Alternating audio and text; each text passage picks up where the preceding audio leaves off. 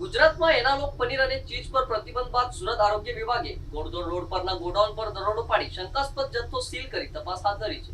ગુજરાતમાં આરોગ્ય વિભાગ દ્વારા એનાલોગ પનીર અને ચીઝના ઉપયોગ તેમજ વેચાણ પર પ્રતિબંધ લાદવામાં આવ્યા બાદ સુરત મહાનગરપાલિકાના આરોગ્ય વિભાગે લાલાક કરી છે।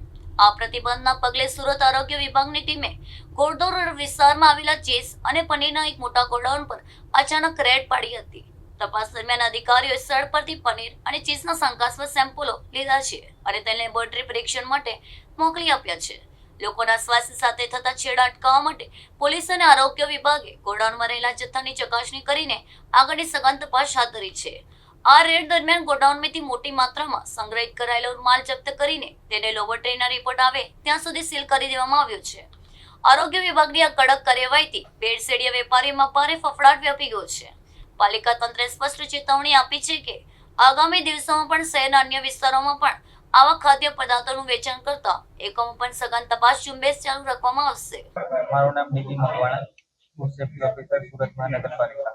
આજે આ કઈ જગ્યા ઉપર કઈ રીતે તમે ચેકિંગ અઠવા રોડમાં રામચોક નજીક આવેલ એક પનીર ડેરી કન્ટેક્સમાં એનાલોગ ડીબી પનીર બટર અને ચીઝ ત્યાં સંગ્રહ કરતા હોય છે તેવી એક સંસ્થા છે તેની સ્થળ તપાસ કરવામાં આવે છે। સરકાર તરફથી તમે શું એકલ મદ્રાસથી ડેરી કન્ટેક્સમાં એનાલોગ ખાદ્ય પદાર્થોનો ઉપયોગ ટાળવાની જેવી સૂચના સરકાર તરફથી આપવામાં આવે છે એનું પાલન કરવા માટે જેથી ખાદ્ય પદાર્થો છે જે એનાલોગ એ બધાનો નાશ કરવાની કામગીરી કરી કઈ રીતે હવે તમે લઈ જશો કઈ રીતે નાશ કરશો